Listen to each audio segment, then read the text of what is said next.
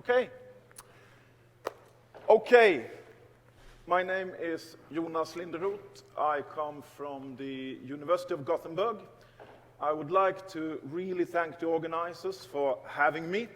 I am a full-blown academic, which means that generally when I go to a conference, I get to sit in a non-ventilated small room and discuss what Wittgenstein really meant for 2 hours.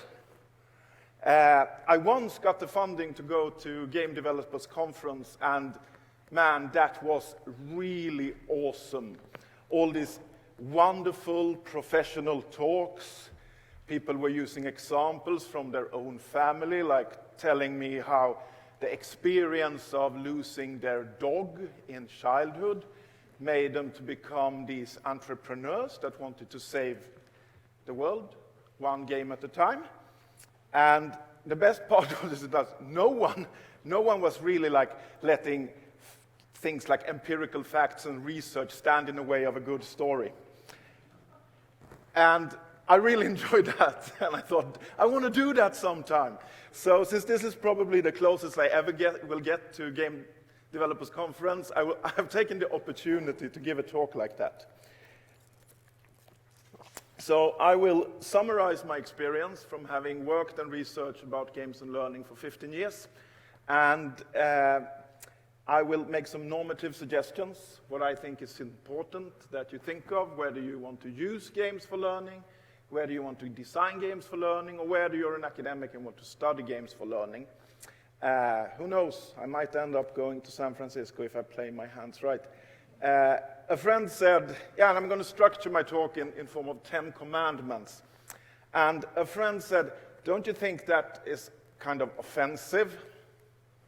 And I was like, you do know that it's a game industry event I'm going to talk to, right? And she was like, yeah, so you do know that these are the guys who gave us cultural experience, such as seeing a sniper bullet in slow motion penetrate the head of a Nazi in X-ray vision, and you think they will be offended if I structure 10 vaguely related statements in the form of 10 commandments? I'll take my chances. So before we get going, we are going to play a little game. And for that, we're going to play a game throughout the whole talk, but for that I need teams. So hands up, how many students do I have in the audience? Oh, quite a lot. You will have the upper hand here. How many people identify themselves as sort of working or coming from the industry in some way? Okay, we have some. How many would consider themselves to be like academics, doing research, working in higher education? Quite a few, okay. How many don't feel that they belong to any of these categories? Like, a few. I'm sorry, I can't sort of make personal teams for whatever branch you're in, but you will simply have to be gamers. I hope you are. And if someone feels that, I want to be in Team Gamers, you feel free to join Team Gamers. So we're going to have 4 teams, and what we're going to do is that we're going to do a game called the EG Hunt, or the Example Hunt, and it's a game developed by a famous, or in some circle, famous instructional designer called Sifsal Samtiagirian. And the idea is that when you listen to a talk, a very good way to learn is to come up with your own examples. And you're going to communicate, and so you're going to, when I go through my commandments, if I say something like, I'm going to talk about a reversed learning curve in games, and you think, wow, wasn't that like that in Witcher 2? It was really hard in the beginning, and then when leveling kicked in, it became very easy. Then you have a good example. What you do then is that you go up, use your smartphones, your devices, go to today's meet. That is like I have created like a personal Twitter space there. Create an identity. It's like super easy. You just type your name, and then you have it there. And then it's exactly like Twitter, but you don't have to use your sort of Twitter identity for this exercise. But make sure that in your name that you tag your name with the team you're in. And for juror, I have my dear friends and colleagues, Dr. Adam Chapman, sitting here from my university, and my friend and colleague, Sean Beavers, who also, they will be judging your examples. So for each example, also make sure to tag your tweets with the commandment that you're in. Are you following me? So commandment 1, here's my example, okay? And the team who scores the most points, according to my dear jurors, will win. Are you following me? Okay. One more thing before we get going, a little small brief exercise, okay? This is to get the brain going. I've learned this in a Buddhist temple once. Thou shalt not lie.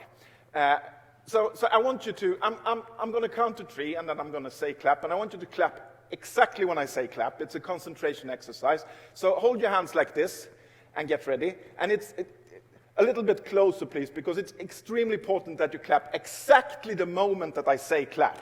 Okay, so be sure. Okay, I'm going to count to 3 here. So, okay, are you ready? Are you ready, guys?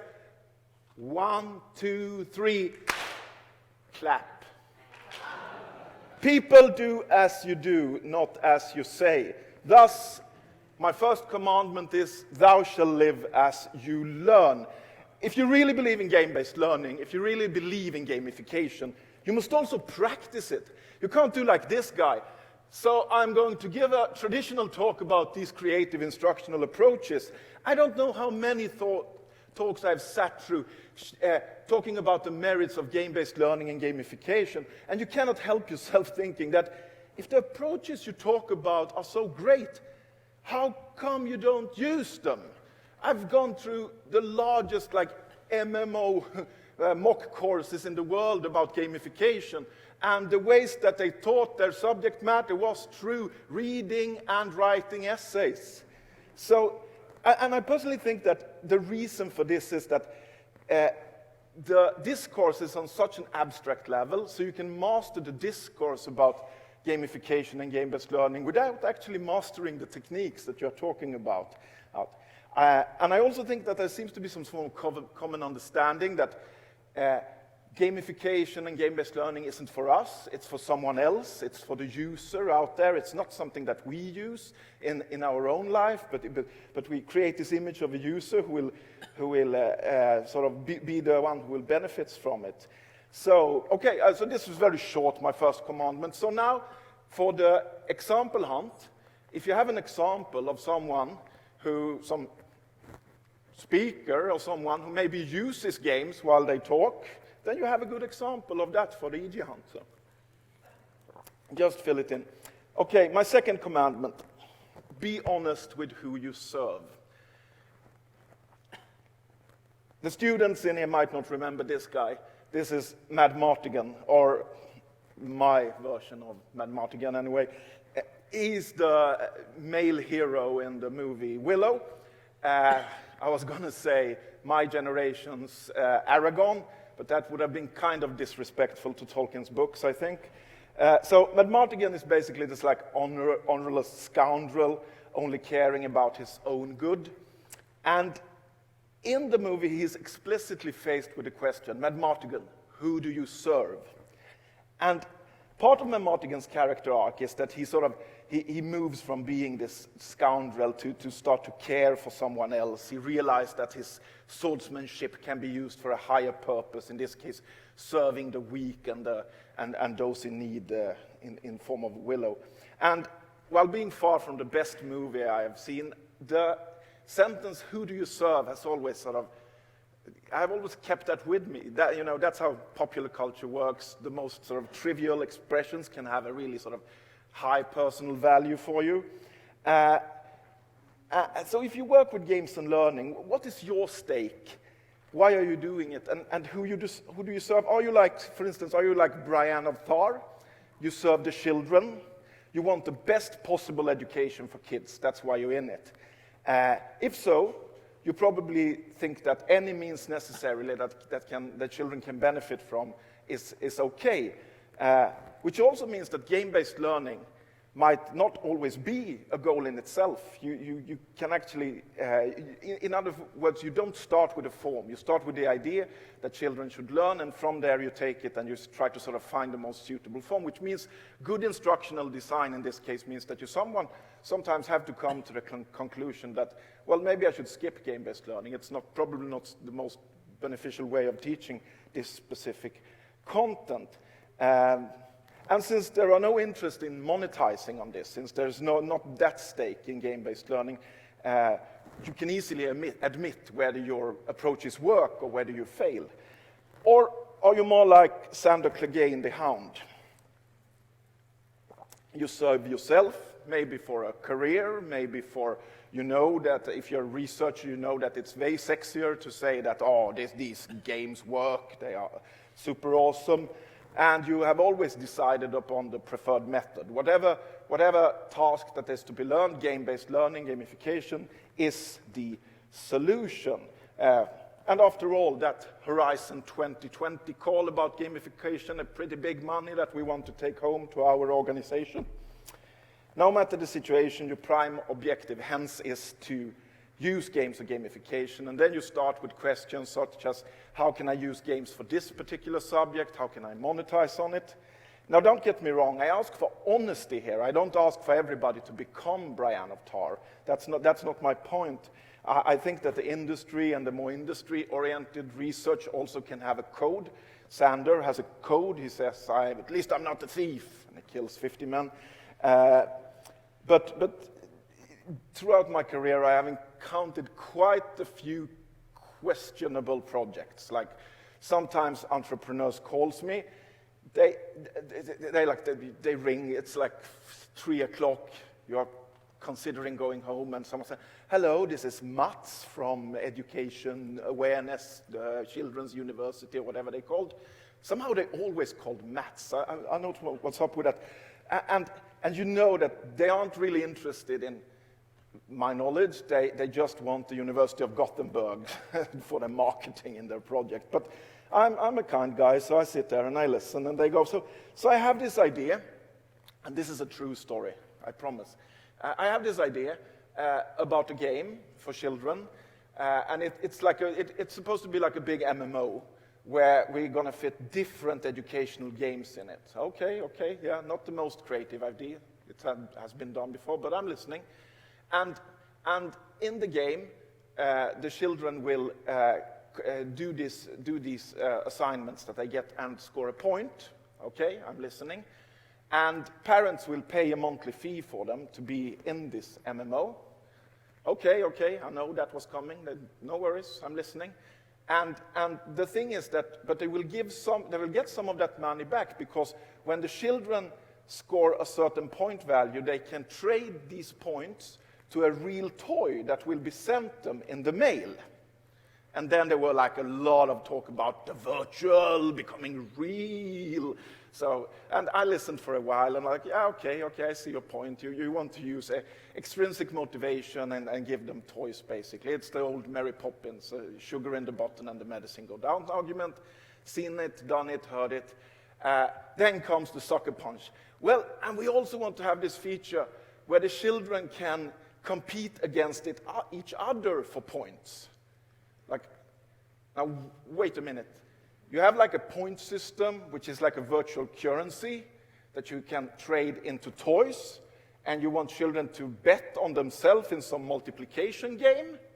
You do realize that you just introduced gambling to children.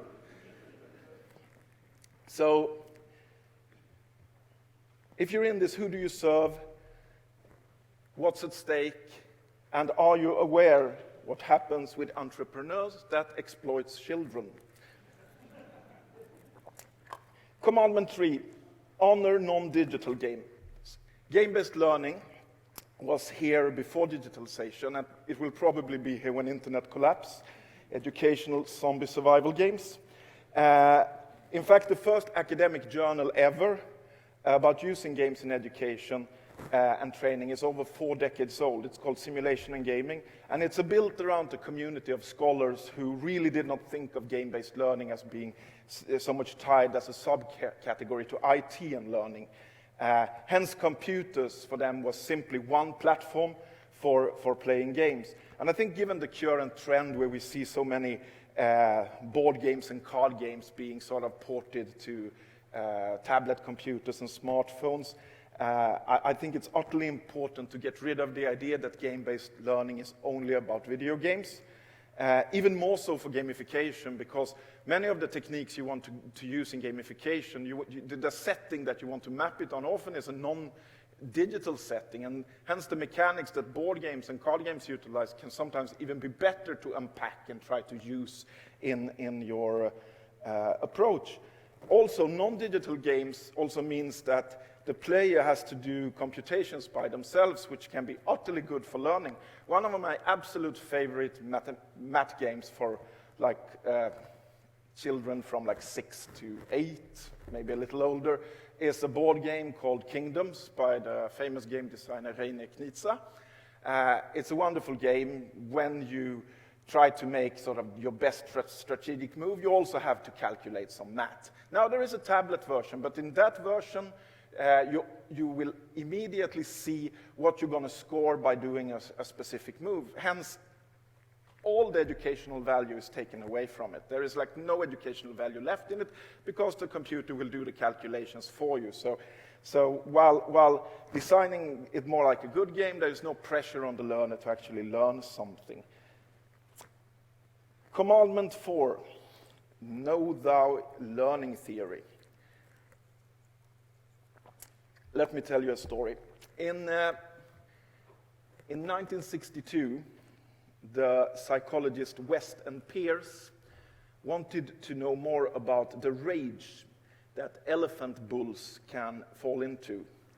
Together with the head of Lincoln Park Zoo in Oklahoma City, they designed an experiment that they wanted to provoke the 14-year-old male elephant Tusco into a rage. They attempted this by giving Tusco a dose of LSD 3,000 times a human takes. I guess their goal was to reach a condition like this and probably get some samples from the angry elephant. Well, let's just say that it didn't turn out as they expected. I guess you all hope for me to say something like this happened, that the elephant got his trip of his life and then everything went along all fine. Sadly, however, after wandering anxiously in his den for some time, being sort of overwatched by his lifelong female partner who tried to comfort him while Tusco was so anxious, he dropped down dead. So what on earth makes a researcher give an elephant 3,000 times the dose of LSD that the human takes? The answer is theory. The researcher has this idea a certain idea about how the world works. Like in this case, that elephants and humans are probably affected in the same way by LSD. So if we give an elephant LSD, we can use this to provoke the same kind of rage that can happen. So it falls down on the idea that you have sort of an underlying idea of how the world works, and that this is the fundament for your actions. This is the fundament for what you are doing. What we in academia call that you have a certain ontology. You have a theory about how the world works, and that is the ground for your actions. Now, the thing is that we always have these ideas when we deal with cognition, perception, and learning.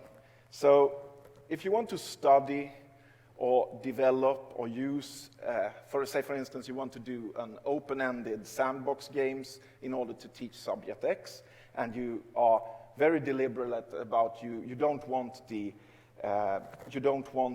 to avoid to guide the player through the experience. Well, then your ideas will rest on the theory of learning. You will probably fall into the idea that learning happens best when the learners construct knowledge by themselves and not through instruction. That is the constructivist idea about learning. Now, I will not today tell you why this is doomed to fail, at least not from the Brian of Tar perspective. If you are here on Saturday, I'm going to give a talk to the conference called Nicograph, where I will mostly develop the sort of underlying theory that I work with myself. Today I will simply point out that constructivism is but one out of many theories in a landscape of learning theories about how perception, cognition, and learning happens. And scholars in educational psychology and related fields do not agree about how to understand learning or what is the best educational approach. Now, sadly, psychology has lately been struck by a severe case of megalomania, so they think they are a natural science, and hence they don't need to make their ontology clear. But I tell you, if you work with games and learning, either use them in your teaching, research about them, or you design them, you must be aware that you will always build in some idea about how learning, perception, and cognition works. And since, sadly, the coolest and most far-out ideas about how learning works often are the most speculative and often are also the ones that are seldom proven to be right, you should expect to end up with a couple of dead elephants. So how is the game going, Adam? Oh, academics in the lead. Haha. So, but they were rather few, weren't they? Okay, so keep it up. Commandment 5. You must accept that games, especially video games, are bastards. Now, what on earth do I mean by that? Well, games offer experiences that combine a number of cultural formats that we are not used to understand as one thing. They cannot simply be understood as media, because that would be overemphasizing them as forms for storytelling. Neither can they simply be understood as electronic sports, because that would be overemphasizing them as competitive challenges. They do not simply belong to the media or the sport family. As cultural forms, games are bastards. They mix elements from traditional board games, card games, role-playing games, sports, visual storytelling, narratives. They have landscapes that are like museums or theme parks. Some games are design tools. They let you create something. Some games have puzzles and riddles. And in order to realize their full potential for learning, one cannot force them into one family of culture. They are bastards.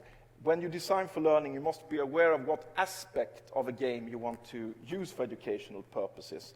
For instance, if you want to do experiential learning, you want to create a system where you give the player some form of experience that they can use as a metaphor for understanding something else. We have a beautiful example of that out here, the game Writing in Silver Ink, for instance.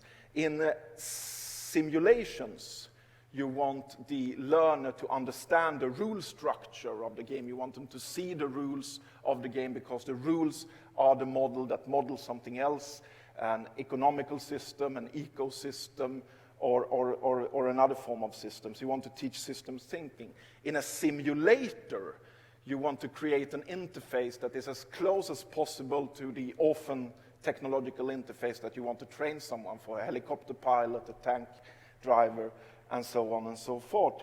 In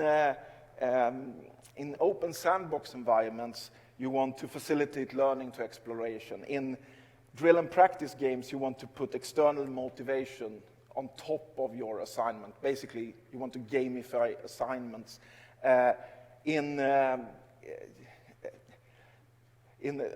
Since games are bastards, I would say they support many different ways of doing this, and there is sort of always a relation between the specific format of a game and what it can communicate, something that Adam here will talk more about in his Digra talk about World War I games coming up after this session. Commandment 6. Thou shalt not try to have your cake and eat it. This commandment has to do with a tendency of always portraying games in black or white. Journalist calls, they ask about games and learning, and I say, well, there are many different ways of doing it. It depends on the game genre, it depends on the setting of implementation, the subject that is to be taught. Yes, the journalist goes, but are they good, or do you become violent? So we have had this idea now that games immerse us in fictional worlds, give us the sensation of being present, and hence we sort of should cognitively be more affected by games than other media. And the idea also holds that the sensation of being drawn into this world is something inevitable. The game will grab you and pull you in there, and you won't be able to fend it off. And I do not agree at all with this idea about immersion. Note, the scholars in here note that I'm only talking here about immersion, which is one of the buzzwords in game studies. I'm only talking about immersion in the sense of the sensation of feeling that you are present in a fictional world. I'm not talking about immersion in the sense of appreciating a work of art, like you can say I'm immersed in a piece of music. I would probably use the term engrossment instead. So I reserve the term immersion to talk about the sensation of feeling present in a virtual world. Well, in my research, I've seen that this sensation is a choice that the player seems to make. It's something that you actively choose. I want to feel this world. I love this game world. Hence, I will actually read all the text that the designers throw at me because I'm interested in the lore. It's also something that I've seen in my research that takes knowledge and skill. The fact that you create a fantasy while you play a game is something that means that you have to have genre knowledge. You have to have some other resources that you can use in the creative process of actually actively striving for immersion. Anybody who does live action role-playing knows this. If you encounter live action role-player who hasn't read fantasy books, who hasn't sort of, in a fantasy LARP, who hasn't sort of taken part in that culture, they have very few resources to use when they try to enact a certain role. Now, yet there is this interesting tendency among people who work with games and learning to try and have the cake and eat it by saying that positive immersion for learning reasons is possible, yet violent video games do not have the effect of making you more aggressive. And that is a very problematic idea. I think we have to completely let go of the idea of immersion in that sense, that it was described in some of the early literature on games. That is not simply how games work. And there has been sort of another thing that has been going around, another kind of argument that basically says, okay, we accept that games are harmful, but we will harness this power for something good. We will use this power for something that is good, even though they are potentially harmful. I mean, seriously? How could anyone who knows anything about popular culture make that statement, that you're going to use the potentially harmful media for something good? What's up with your nerd education? We all know what happens when you try to wield the enemy's weapon against him. How's the game going, Adam?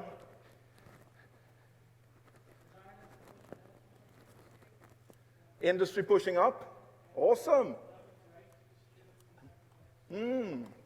Students, I see. Okay, so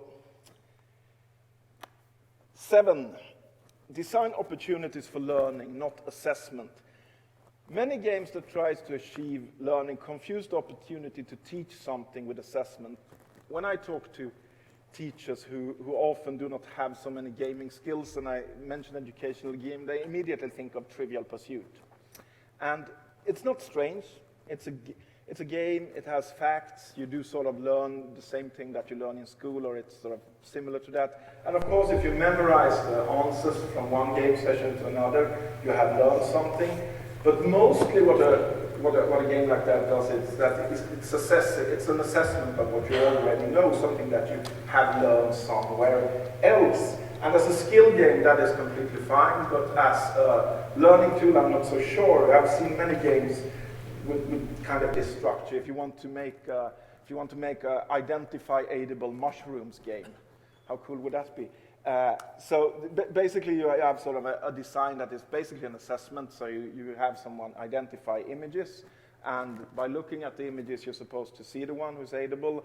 And often I've seen that people build in trial and error structure to these games. So people can just go, oh, the one to the left, no, that was wrong, I take the one to the right. And sadly, these designs tend to become very shallow learning experience.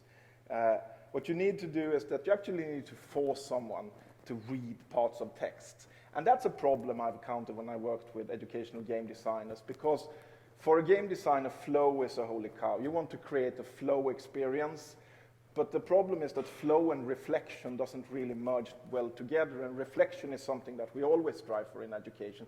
Taking a step back, being critical, being demersed from the things that you see and the things around you. But I've seen sort of people I've worked with, they really want to try, they really want you to progress through the game. The mere idea of building a game that makes you leave the game to maybe go somewhere else, to a web page or to the library to learn something, would be sort of against their nature. So it's really, really hard to sort of mix these two. Again, find your inner mad martigan. What do you want to achieve? What's your main purpose and main goal with doing this? Commandment 8. Thou shalt be aware of educational practices. And this is after Brendan's excellent talk here, it's sort of extracurricular activity, I guess. But in Sweden, there is quite a lot of blame the teachers going on. It's basically one of our national sports to blame teachers for everything, especially when it comes to teachers' inability to use technology in schools. And there is this argument that what if these teachers only could understand the potential of the fantastic video games and the fantastic resources that they can use. Well, and people say there are these fantastic commercial off-the-shelf games. You could probably use games like SimCity. You know, even since Sherry Turkle's days, SimCity has been suggested to be a learning tool to be used in school.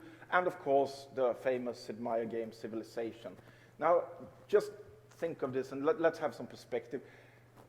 Anybody playing Civilization here? Civilization 5, the latest one? Quite a few. Can I get some suggestions? How long is a game on sort of the normal standard level with 6 civilizations and what is 10 city-states? How long would you estimate? How many hours? 10 hours? Do you agree?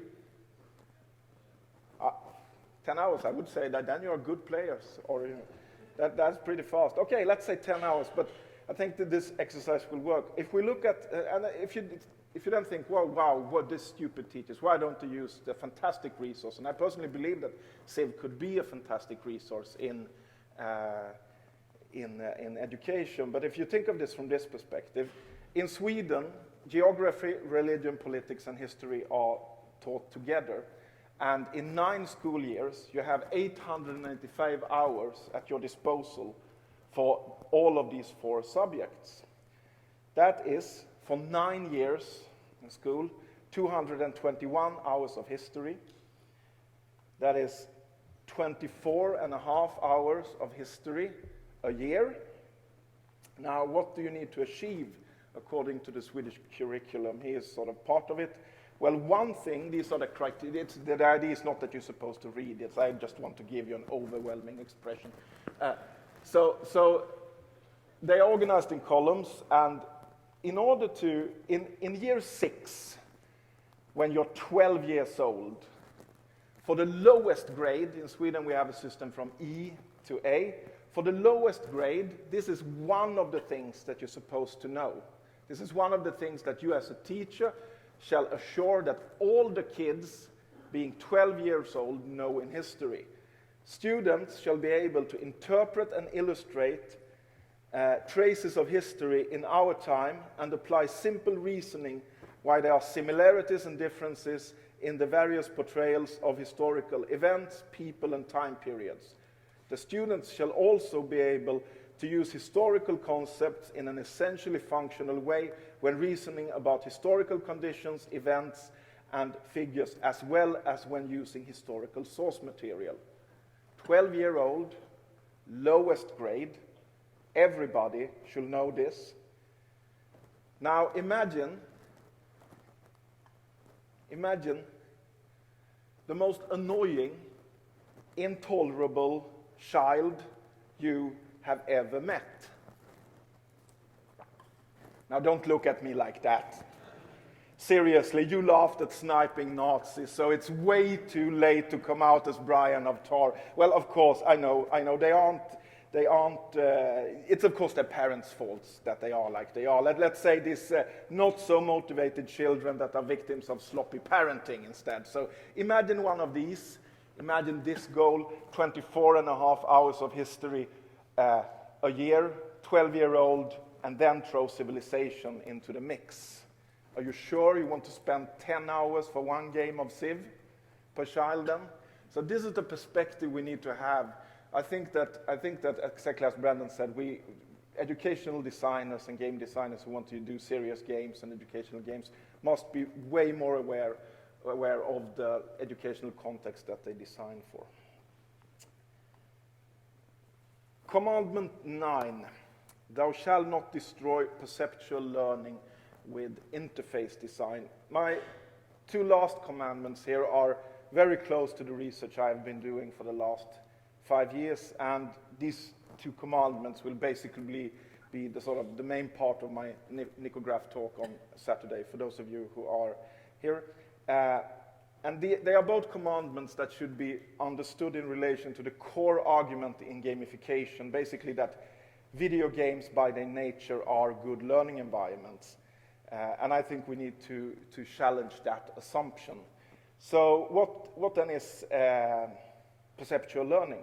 Well, perceptual learning is a fundamental aspect of almost all kinds of learning. That is to have the ability that in an extremely rich field of visual cues, of cues in sound, and from all senses being able to select the information that is important for the task at hand, basically seeing what the situation affords you in terms of interaction. A good chef has, through perceptual learning, learned the ability to, by tasting the soup, taste what's the missing ingredient. A good sort of art scholar can identify a real Monet from a false Monet. A football player can look at the playing field and in a blink of a second see opportunities for passing the ball. So they have what we generally call a good game reader. Is a player who has through perceptual learning learned to see opportunities in a good way. Let me give you another example. This is my father-in-law, Eskil. He lives in the north of Sweden, in Jämtland, where he is a legendary moose hunter. He's the one they call when they have hurt the moose and they need someone to track it down. And he has the ability to track down moose in a way that I thought was pure fiction until I met him.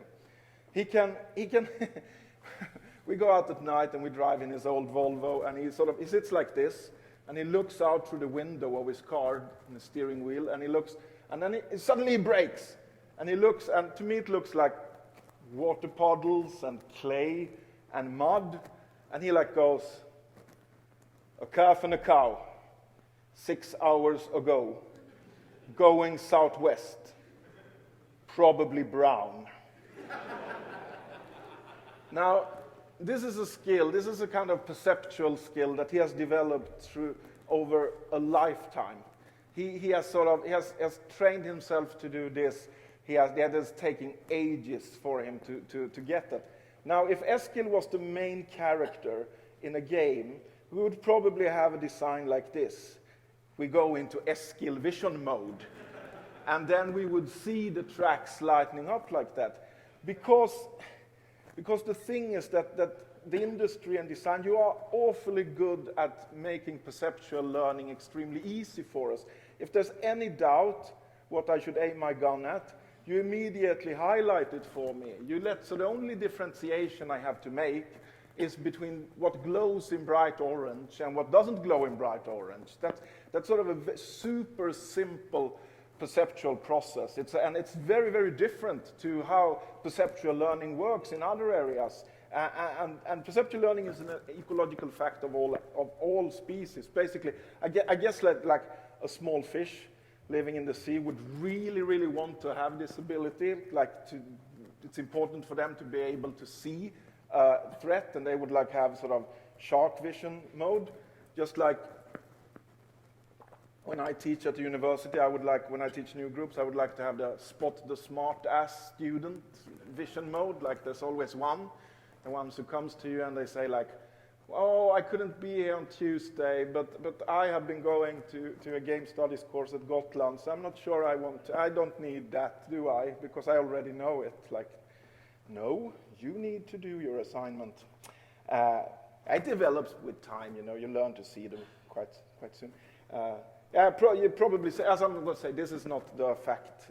This is not the conditions we have in ordinary life. Highlighting, vision modes, points of interest, all these techniques are very similar to scaffolding, the educational practice of scaffolding. Sadly, in game design, you never seem to let go of us. You keep on sort of telling us where we should go. The fact that this is a fundamental aspect of games also says quite a lot about the idea that games in nature are good learning environments. Because what is going on here is not that you learn, it's actually that the task at hand becomes so easy so you don't have to learn. And this also is something that has to do with my final commandment. Thou shalt challenge the learner. And that might seem obvious, so let me explain why I think this is so important. When a non-gamer looks at someone playing a plot-driven digital single-player game, moving through the storyline, they tend to see the progression that the gamer accomplishes as a sign of learning. The non-gamer is fascinated by the fact that the gamer, especially if it is a child who has problems in formal schooling, that they in this context are able to progress. Hence, the non-gamer comes to the conclusion that game designers have discovered the holy grail of learning. Now, this argument has been around for a while. I'm not sure if it was James Paul G who coined it in his books, What Video Games Has to Teach Us About Learning and Literacy. It was certainly the book that popularized the idea, and even though G doesn't use the concept of gamification, I consider it to be the work that sort of leveled the ground for gamification and what came about in gamification the years to come. And in a sense, it's a beautiful and somewhat subversive thought. I tend to like the idea as such. Like, it's really cool to think that the young and cool game industry have succeeded where old gray ancient scholars have failed. Like the boring institution, like oppressive, trying for years to understand the enigma of learning, and here comes the self-taught young game designer and young men in cool t-shirts, and they completely discover the holy grail of learning. It's a beautiful fantasy. It's like the essence of sticking it to the man. And I so wish it was true, but I also wish that I could fly, that wishing doesn't make things come true. The thing is that in the world of video games, progression does not really, and we all know this, they don't have to be the outcome of learning at all.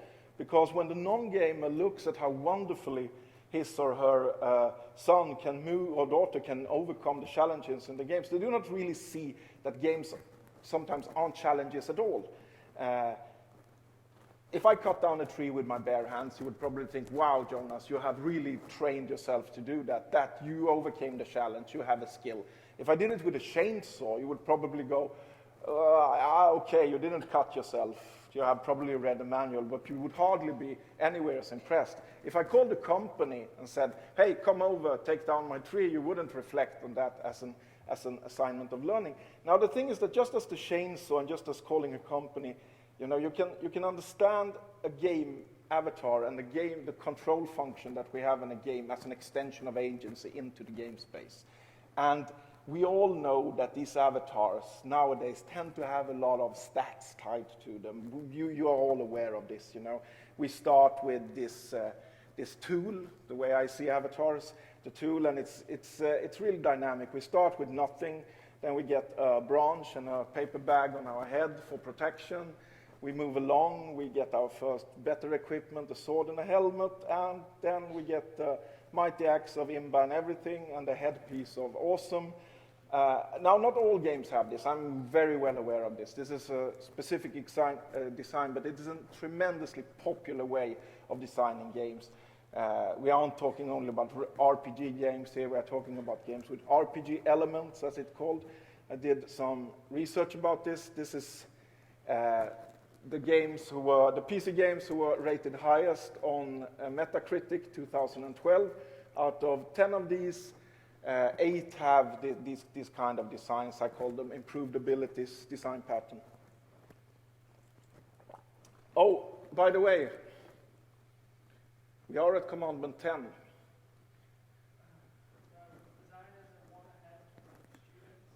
Okay.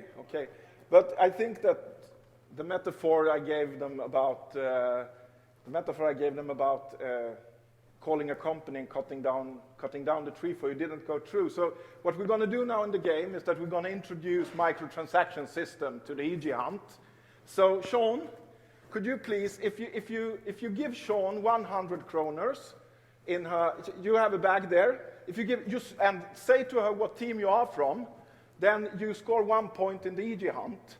And I know that I'm discriminating the students here because you don't have the monetary power as the other groups has, but let that be a lesson for you, because you're the future of the games that I'm going to play, and you better stay out of making microtransactions in them. So let that be a lesson. Oh, I see an academic coming up here. Awesome, academics know how to, yeah. And even I was going to say we're not going to buy money. Well, or we're not going to buy beer for this money.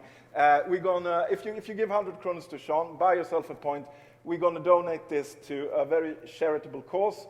You might have heard of it. The bees in the world are currently dying due to all the environmental poisoning we are leaking out, and it's a really severe case going on. About 2/3 of all crops are pollinated by bees. So we're going to give everything that you give to Sean, we're going to give to the Swedish Society for Nature Conservation and their work against keeping the bees alive in the world. Okay. So keep on going, look in your pockets and see. Okay, I also think, back to the final commandment here, I also think that it's important, if you remember Commandment 9 about perceptual learning, we have also seen how some recent design do not only tend, more academics coming up. They have not... we don't only increase stats these days in games, you also combine the perceptual learning ability with increased abilities. For instance, in a game where when you start a game with nothing and when you reach the sort of paper bag level, you might only have a map to aid you with your perceptual learning, to know where to go, to know what the game affords you. But then I've seen in games like Crysis and Deus Ex, what I think is a very interesting design, that when you gain some form of gear, that gear doesn't only give you increased stats, it also gives you more information, it gives you a more complete interface. So maybe when you have the helmet of Farsight, you will also have a highlight of enemies and you will get to see the health bars. So a very clever design, very fun way to design. And then when you have the helmet of everything and awesome, then everything that's interesting in the game world will be highlighted to you. And of course, you will see where the treasures are so you don't miss anything else. And I know this is a very simple point to you guys. We are all aware of this structure, but I think that, and we seldom talk about the pleasure this kind of empowerment gives us, where the system is actually doing the work for us, or a large part of the work for us.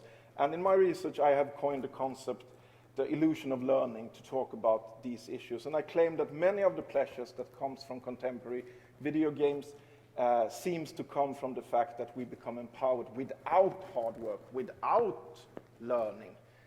And again, I really wish this was the way that the world works, but sadly, if I want to become a better cartoonist, I cannot simply sit and squirt some ink dots on a paper until I level and I get Carl Barks' pen that will do the work for me. So, anyone who wants to do gamification, game-based learning, should be aware of this illusion of learning and maybe add just a pinch of salt to their fantastic talks about how losing their dog in childhood can make you an awesome entrepreneur that wants to educate children by having them gamble with their parents' money. These are the 10 commandments I've come up with. Clearly, there have been some runner-ups, like always be aware of the kind of content you want to teach, build your content into the gameplay, etc. The slides are already in the presentation, but you will have to wait for the downloadable content to get it. Now, if this was interesting, and if you feel that you want to challenge my arguments, or if you want to feel that you want to go back and look at the research, I'll point you in this direction. This is my blog that's in Swedish for research. For some reasons, I want to sort of have a Swedish channel to talk to the game community with, because I think that game journalism, not game journalism, but journalism about games is very problematic way, so I tend to use this as a source instead. But you can also find some of my published research here. These are just some I would like to point forward. So Adam, how did it go in the game? What's the final result? Who won? The designers will win it, but the academics fought themselves a tie. Okay, give a hand for the academics and the designers. A tie. Awesome. Super good. I really look forward to reading those and maybe comment upon them. Thank you so much for listening, and thank you for having me.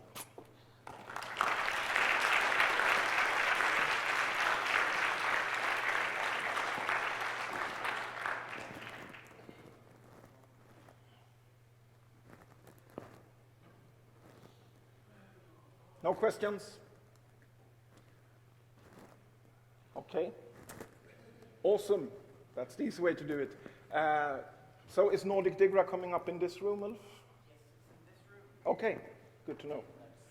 In 6 minutes. Okay, bio break. Thank you again.